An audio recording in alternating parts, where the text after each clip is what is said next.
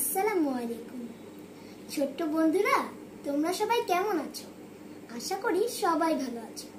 আমিও খুব ভালো আছি। আমার নাম শেখ তাওহিদ। আজকে আমি তোমাদেরকে একটি শিক্ষণীয়মূলক গল্প শোনাবো। তো চলো কথা না বাড়িয়ে শুরু করি। মাটিতে এক ফোঁটা মধু পড়েছিল। পিঁপড়েটি মধুটির পাশ দিয়ে যাচ্ছিল। হঠাৎ তার নাকে মধুর ঘ্রাণ আসলো। সে এক চুমুক মধু পান করল। তার কাছে খুবই ভালো লাগলো।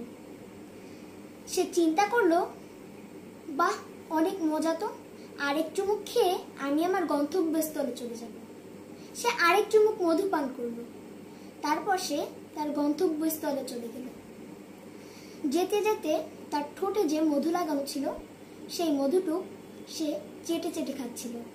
তার কাছে খুবই মজা লাগলো। সে চিন্তা করলো, আমি তো নিচের অংশের মধু খেয়েছি, তাতেই এত মজা। যদি উপরের অংশের মধুটুক খেতাম তাহলে তো আরো মজা লাগতো। যাই, মধু উপরের অংশটুক খেয়ে আসি। যেই কথা সেই কাজ। সে চলে গেল মধুটির কাছে। মধুর উপরের অংশটি সে খেতে লাগলো। আরামসে খেতে লাগলো সে। তার খুবই ভালো লাগলো। এক পর্যায়ে তার পাগুলো মধুর ভিতরে ডুবে যেতে শুরু করলো। সে টের পেয়ে গেল। সে অনেক চেষ্টা করছিল ছাড়ানোর, কিন্তু কিছুতেই ছাড়াতে পারছিল না। তো সে পুরো শরীর মধুতে মাখামাখি হয়ে গেল। সে অনেক চেষ্টা করছিল মধুটির থেকে বের হবার। তো এক পর্যায়ে সে মধুটির ভিতরেই ডুবে মৃত্যুবরণ করল। বন্ধুরা, এই বিশাল বড় দুনিয়াটি এক ফোঁটা মধুর মতন। যাদের যতটুকুই আছে না কেন, তারা অতটুকু নিয়ে যদি সন্তুষ্ট থাকে, তারাই এই পৃথিবীতে বাঁচতে পারবে।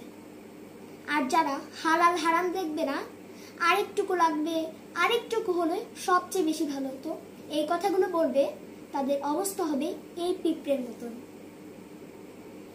তো বন্ধুরা, লোভে পাপ, পাপে মৃত্যু।